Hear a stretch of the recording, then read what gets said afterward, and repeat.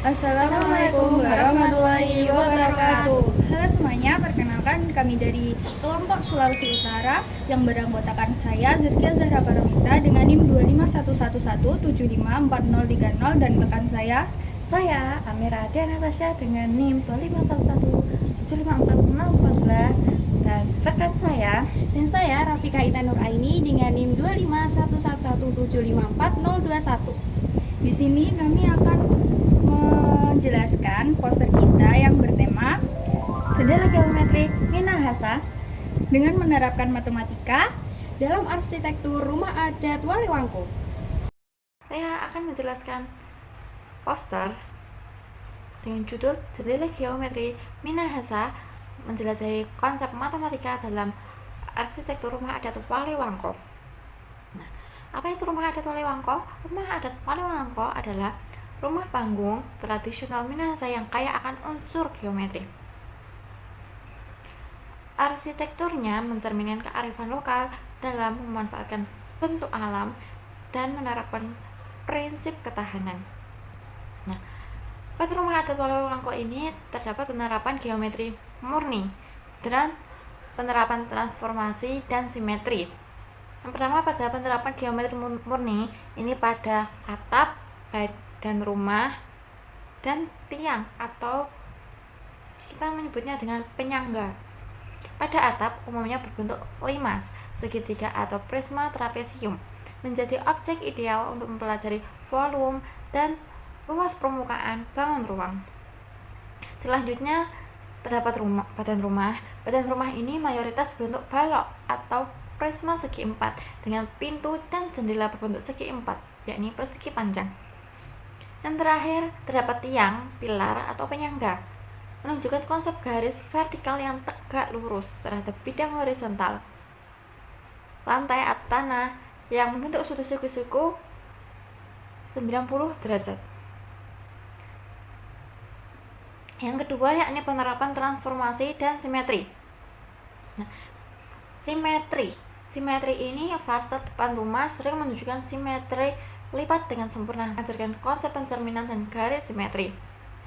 Yang kedua yakni translasi,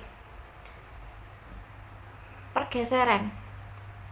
Teknik pemindahan rumah panggung secara gotong royong, makzani atau sejenisnya dapat dianalogikan sebagai konsep translasi dalam geometri transformasi. Nah, berikutnya ada keteraturan dan pengubinan atau tessellation. Pengubinan atau tessellation adalah penyusunan bentuk-bentuk bangun datar yang menutupi suatu bidang tanpa celah dan tanpa tumpang tindih. Nah, dalam kehidupan sehari-hari, konsep ini banyak ditemui pada pola ukiran, susunan kayu, keramik, pagar, maupun dinding rumah. Yang pertama, keteraturan dalam pola. Keteraturan muncul ketika bentuk-bentuk tersebut tersusun secara berulang, konsisten, memiliki jarak, sudut, atau ukurannya sama, membentuk pola yang harmonis dan simetris. Keteraturan membuat tampilan dinding atau pagar terlihat rapi, stabil, dan estetis. Yang kedua, bentuk bangun datar yang umum untuk pengubinan. Yang pertama ada segi empat, termasuk persegi dan persegi panjang. Sangat mudah membentuk pengubinan, tidak menyisakan ruang di antara ubin. Contoh pada pagar kayu yang dipasang berlapis atau berpola kotak-kotak. Yang kedua ada segitiga. Semua jenis segitiga, termasuk sama sisi, sama kaki, dan sembarang dapat melakukan tessellation. Banyak digunakan dalam ukiran tradisional yang menghasilkan pola yang tegas dan simetris. Yang ketiga ada segi enam atau heksagon, cocok untuk pola selarang lebah, terkadang digunakan pada panel kayu dekoratif. Yang ketiga ada contoh dalam kehidupan nyata. Nah, pola ukiran rumah tradisional seperti Jawa atau Bali sering menggunakan segitiga berulang. Susunan papan kayu yang saling muncul pada pagar minimalis biasanya memiliki bentuk persegi panjang. Kerajinan mozaik kayu yang mengandung bentuk geometri secara teratur. Yang keempat ada konsep matematika yang terlibat. Nah, dalam pengubinan ada beberapa konsep matematika yang muncul, seperti sudut. Jumlah sudut di titik pertemuan harus 360 derajat. Kesebangunan atau kekongruenan. Bentuk yang digunakan biasanya sama ukuran dan bentuknya. Yang ketiga ada simetri. Banyak pola pengubinan memiliki simetri putar atau lipat. Nah, selanjutnya ada contoh soal pada tingkat SMA. Saat terjadi upacara adat pemindahan rumah panggung atau translasi, tiang penyangga utama rumah Walewangko yang semula berada di koordinat A3,7 dipindahkan ke posisi A aksen min 1,5. Jika tiang penyangga lainnya berada di B5,4, tentukan koordinat baru tiang B setelah mengalami translasi yang sama. Jawabannya bisa menggunakan matriks. Yang pertama, tentukan vektor translasi atau T. Nah, T sama dengan A aksen min A sama dengan min 1, min 3, 5, min 7 sama dengan min 4, min 2. Tentukan posisi baru atau B aksen. Untuk menentukan B aksen sama dengan B plus T, 3 plus min 2, 4 plus min 2, yaitu sama dengan 1,2. Jadi koordinat baru tiang B aksen adalah 1,2. Selanjutnya, contoh soal yang kedua, itu tingkat SMP. Soalnya, badan utama rumah Walewangko berbentuk balok dengan ukuran panjang 10 meter, lebar 6 meter, dan tinggi 5 meter. Jika seluruh badan rumah berupa dinding luar dan lantai akan dicat. Berapakah luas total yang harus dicat? Nah, kita asumsikan rumah itu tidak memiliki jendela atau pintu dan tidak menghitung atap ya.